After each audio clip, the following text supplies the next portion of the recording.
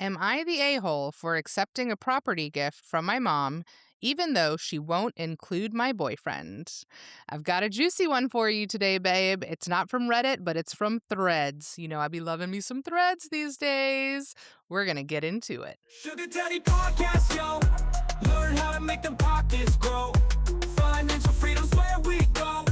Smart investments, money flow. Welcome to the Sugar Daddy Podcast, where we help you build a clear financial plan so you can feel confident and in control of your money. Babe, I've got a juicy one today. Okay. All right. This is from Threads. It's giving Reddit, but it's actually from Threads. So I just want to shout Your that favorite out. place to be. Oh my gosh. If y'all are not on Threads, it is like my favorite corner of the internet right now. Let's get into it. I want to get your raw reaction. I very clearly have a POV on this. I think you will too. But let's just get into it. Okay. I'm going to read this. Am I the a-hole for accepting a property gift from my mom, even though she won't include my boyfriend? I'm 30, female, and my mom owns a rental property in Sacramento worth around $400,000. She's been saying for years she wants to give it to me, and she's finally ready to transfer it. The catch is she wants it in my name only and wants me to sign something that keeps it separate from any future marriage. I've been with my boyfriend, who's 33 and male, for 3 years. We're not engaged, but we've talked about marriage. When I told him about the property, he got excited and started talking about selling it and using the money for a bigger place for us. I explained my mom wants it just in my name, and he lost it. Said it's clear my mom doesn't see him as a part of my future, and that by accepting these conditions, I'm agreeing with her. He wants me to turn down the gift. My sister called me crying, saying I'd be insane to give up a $400,000 property because of my boyfriend throwing a tantrum. My dad says if my boyfriend really loved me, he'd want me to have it regardless of whose name it's in. My boyfriend is barely speaking to me. He says his parents would never treat me this way and that accepting the gift means I'm choosing my mom over him. He thinks the fact that I'm even considering taking it shows I don't see a future with him. I told him we're not even engaged yet, so I don't even understand why he thinks he's entitled to a property my mom is giving me. He said that comment proved his point, and he's been staying at a friend's place for the last 3 days. My mom said if I don't accept it now, she's going to sell it instead. So I either take it with her condition or lose it completely. Am I the asshole for accepting the property, even though my boyfriend thinks it means I don't trust him or see him as my partner? Let me just say the comments on this were wild, and they were all, I'm sure, in the same point of view that you're going to have. What is your gut reaction? Absolutely not the a-hole. Right. Like, my first, initial thought is, I think the parents saw who he is. Ooh, yes. I think the parents 100% see who her boyfriend is. And I think the stipulations for what they're putting in place, even if they love the person, is a great idea. Right. But I also think that they 100% see who this individual is, and they were making sure that this needs to be in place because I don't think he's going to be around. And if he's around for much longer, it's not going to end well. I mean, so I agree. So I'm also going to say the fact that he's throwing a tantrum, has moved in with his friend temporarily, isn't speaking to her, like, red flag, red flag, red flag. All day. If you cannot even have a mature conversation about something as large as property. But that also isn't his. It's not his. And even if they and they're not married. right. Like, you are dating. Like, why would your name be on this property when you're the boyfriend? Yeah. Like, to even expect that is also a red flag, right? I mean, I think the way that he responded to this whole situation tells her everything that she really should be listening to. Yeah. Yeah. As in, like, this is not the one for you. No, like, take the property and leave the guy, because this ain't it. Because I could tell you that, like, if this was a scenario from Justin and I, and her parents were going to give her a property, cool. That's your property. Your family came from their money. Yeah. Take it. It's a benefit. Because the thing is, too, is the property can be in her name, she owns it, and they could use, I mean, like, the It could rental still income, be a yeah, benefit the for benefit for them. him, the rental income Yeah, that's coming off of the property, could be a benefit for them as they grow their future together. right. Their lifestyle, their But he seems income. like he wants to have full control of what's done with it. "I wanna sell it, I want the money so we could." Yeah, No. he's already listen, that money in his head was already deposited and spent Yes. because she said that he wanted to sell it and buy a bigger place. Yeah, and the thing is too is, sometimes what parents are doing is also based off of negative experiences they've had in their own lives. So, for Mhm. example, like, I'm gonna use as a very clear example in our own scenario Mhm. where part of my mom's, stipulation in regards to what my brother and I inherit is that we have it set up so, once again, that it stays in our quote unquote bloodline.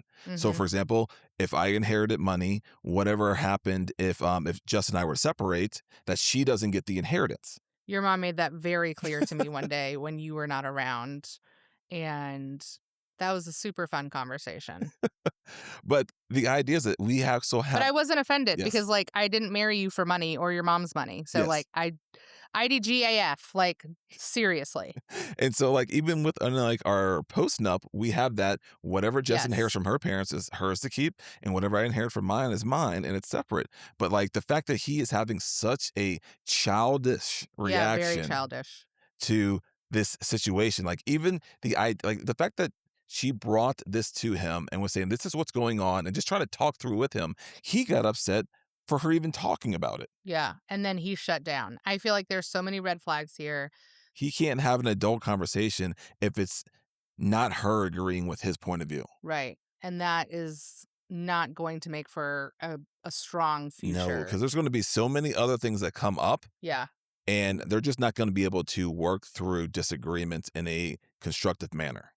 I think too, the fact that, like you said, a $400,000 property in California that seemingly has already been a rental and is now part of the family, that should just be seen as a benefit. Like, Yeah, it should just be there should not even be question about it. It's like whether we sell it or rent it out, like, this is now a financial gain for us as a couple, and of course it should be in your name because it's coming from your mom and we are not married. And even like you said, if they were married, it's still coming from her mom. So, I don't know. This has red flags written all over it for me, so I wanted to bring it to you even though I knew you were gonna say what you said, but 'cause I the mean internet was going wild over this one. 'cause I mean, even in the scenario where, like, when Jess and I came together, Jess owned her own home, I owned my own home, and we operated as they were our own. Now, the decisions that we ultimately made with them were talking through it together and coming Yeah. into agreement what to do, but I never was like, "Jess, you need to do this with your home," or, "I need to do this with my home," because even in the scenario when we first moved in together, she moved into, the townhouse that I had and was renting out her home. I had thoughts on how she should rent out her home, but ultimately it was her decision. And, like, I was like, I think maybe you could try this, but, like, whatever you want to do is what you do because it's your home. It's not mine. Yeah, but I think in a mature relationship, you would talk about those things knowing that it's ultimately still the other person's decision. Yeah. So, yeah, I don't know. This one, it really struck me because I had a very strong reaction to it as well. Like, girl, these are red flags. Please run. And then to your earlier point, I definitely think mama already knows who this dude is.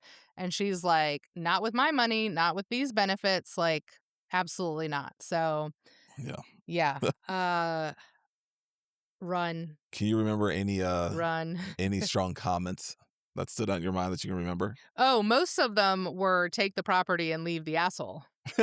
Yeah, like, everybody was like, "This is not even a question, like, Yeah. this is so obvious, like, there's so many red flags here. You need to leave him and take that property." And it's interesting because, like, Jess and I are both on our own read through a lot of these, am I the a-hole in these scenarios? And when it's ones where, one person is in a negative relationship where it's very much one sided, one person is being a terrible person Mm, and that you shouldn't be with them, it sometimes is actually very helpful for them to put it out to the internet and see what even strangers think about it. Right.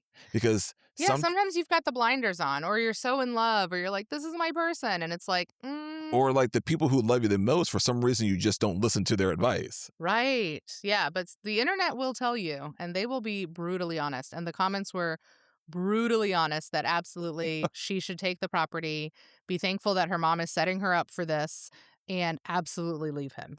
So I can tell you 100% this is how we would operate with our kids. Well, we already, because I mean, The you already property stays know. in your name. Yeah.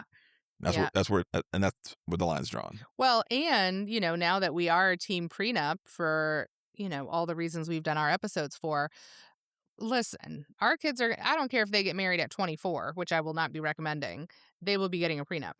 I mean, if you look at all the old money names, so think like even if you're like Rockefellers yes, the type thing. Okay. Rockefellers, if you're if you want to be a conspiracy theorist like the Rothschilds and The stuff like that, Rothschild. most of those families require a prenup for you to 100%. inherit anything. Yeah. If you get married and you do not have a prenup or a post, whatever it may be, you are written out of the will. Yeah.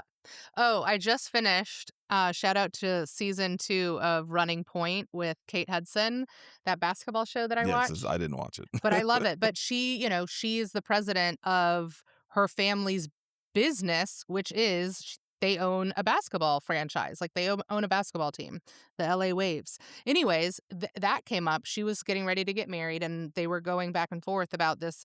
It's a standard prenup that her family has. It's not even like you can make adjustments. It was like you either sign it or you can't get married. And so he was asking, like one of the examples was like, I have 48 hours to move out of the house and grab all of my belongings if we separate, right? Which made me think about ours, because ours is not 48 hours. Yes. So that's very short. And he was like, that's feels really unreasonable. Like, can we extend it? Da da da.